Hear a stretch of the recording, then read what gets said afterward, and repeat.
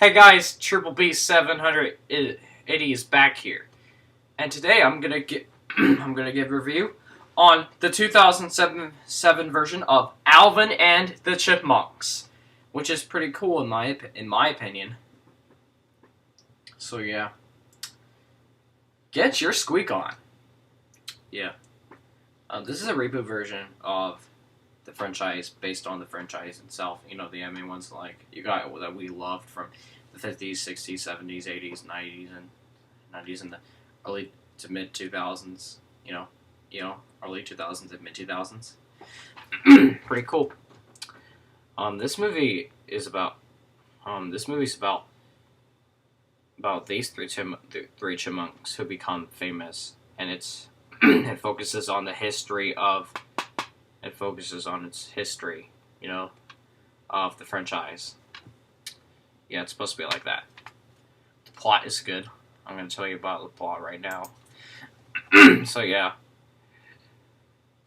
first off, it all started with Alvin, Simon, and Theodore in the forest. They were just plain old chipmunks in the forest until someone was cutting the tree down.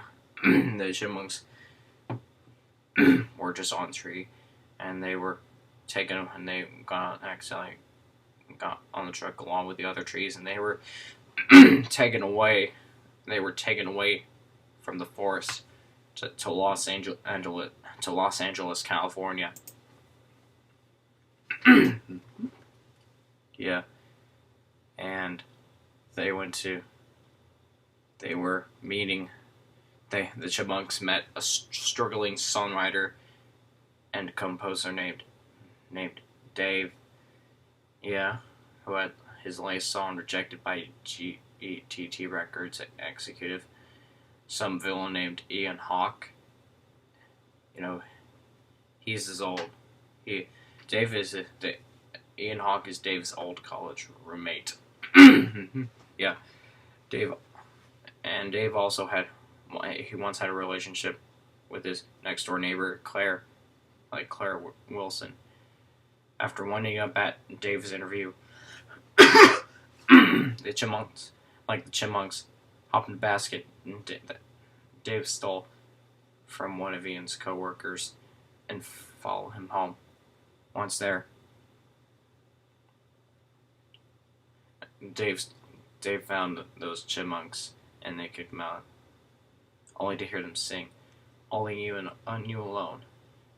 Dave then makes a deal with them, by becoming famous and becoming popular, trying their best. They try their best to become popular, by singing songs like he writes. They sing songs he writes like "Christmas Don't Be Late" and other original songs, and stuff like that.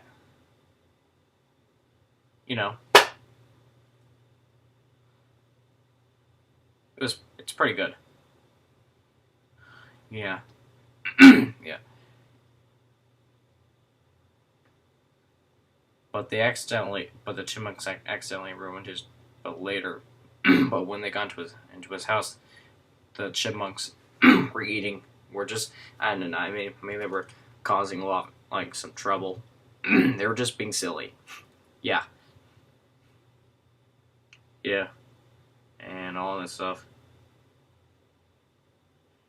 And let's get to the plot. Here's the rest of the plot. Once the Chipmunks sing Dave's song to Ian, Ian signs them to the label and calls Dave the next day. After a few singles, the Chipmunks have a worldwide success. When Dave expresses concern for their well-being and insists that the Chipmunks are children who do not need so much craziness in their lives. That's pretty cool.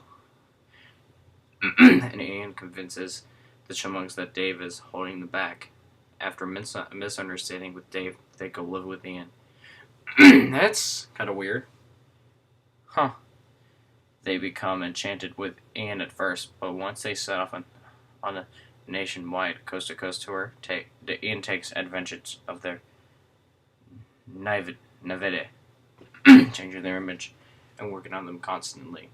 Meanwhile, David misses the Chipmunks so bad. He wishes they could come back home. He calls Ian to see if they can talk to them, but Ian refuses. Then, and then conceals David's motives from the boys. Later, the Chipmunks are wearing out, and it is all over the news, anchored by what Ian has done to the three Chipmunks. David decides to take matters in his own hands by infiltrating their concert. Yeah. Yeah. Alvin, Simon, and Theodore are doing. They did a pretty good. They did a pretty good job, performing everything, and it's pretty cool. You know. On the night before the big punk concert, that is to transition the coast to coast tour in a world tour. A vet explains to Ian that the Chipmunks' voices have worn down due to exhaustion, and suggests they take a long rest rather than cancel the concert and hand out refunds. Ian advises the Chipmunks to lip sync, or whatever it is, with Claire's help. Dave sneaks into the concert, but it gets ejected by security. Well, that's weird. Well, he's trying to get the Chipmunks back to him. With the commotion scene, the Chipmunks realize that they have been tricked and deciding that they have had enough with Ian. They stall the concert. Ian locks them in a cage and prepares to take them to the world tour. Huh. Wow. Ian's a villain. He just kidnaps them. That's stupid. Dave tries to convince Ian to let the boys go, but Ian refuses. Ian then leaves in his limo with the boys, and David chases them, but the boys have already escaped to Dave's car, which is pretty cool. And Dave immediately pulls over and admits that he loves them like his own family. That's pretty sweet. Meanwhile, Ian looks in the cage and is shocked to see the boys have replaced themselves with international merchandising dolls. Later that night, the boys are fully accepted as part of the family, and they invite Claire over for dinner again. But Alvin accidentally creates a short circuit of having difficulty opening a campaign bottle. Yeah. David decides not to say his catchphrase. The short circuit causes a blackout in the kitchen. As a result, Dave can no longer prevent it and finally yells. So yeah. So what are they talking about? What they're talking about? Like for dinner, like for their dinner. For dinner. Their dinner time. They just. Alvin accidentally just caused a blackout with the circuit, and it got a little crazy at the end when David yelled Alvin's name, and then Alvin said okay, but in the mid credit scene at the end, Ian, who is now unemployed, he tried to make the squirrel sing, but he fails. It's like, come on guys, sing, huh? Wow. Yeah. And there was a message shown. It's pretty cool. And I bet that movie is celebrating its 50th anniversary back then. Pretty cool. Yeah. And next year is the 10th anniversary of this movie. And I gotta tell you, I really like this movie so much. It has good songs like Witch Doctor, the Chipmunk song, like Christmas Don't Be Late, the 2007 version, which is pretty okay, way better than the, Bad Day, Funky Town, Witch Doctor, again, like, yeah. And, yeah, those songs are pretty cool. And Only You and You Alone, those songs are pretty cool. I really like those 5 songs, they're awesome. But the 5th song, the Chipmunk song called Christmas Don't Be Late, the 2007 version, It's pretty okay. It's pretty cool, but not the 50s version. I'm not interested in that. But yeah, we also have to be careful because I know that Nathan Miller does not like that show, and he thinks that the voices of these chipmunks are annoying. But I don't think they are. But I respect his opinion. Yeah. And this movie is pretty cool.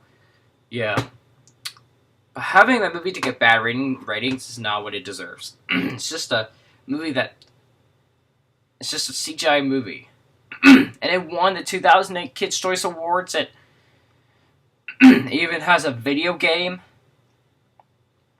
of that movie, which was released for Wii, Nintendo DS, PlayStation 2, and the PC. Pretty cool. Yeah, they did a pretty good job on this. So yeah. Oh, it includes, and for special features, it includes Chip Hooray, as for the Chipmunk History featurette, Hitting the Harmony Chipmunk, which is just a music featurette, and a preview of Horton Hears a Who, which is pretty cool. Very funny with a lot of heart and a lively entertainment romp. Pretty cool. So yeah, this movie is made by 20th Century Fox and Regency. And I gotta tell you this, I like this movie so much. I am giving this movie a 5 out of 5. Yep, 5 out of 5. Yep. But if you hate this movie, that's fine. I respect your opinion as long as you respect mine. But I do like I still like the original version of Alvin and the Chipmunks, but I do like this also. Yeah.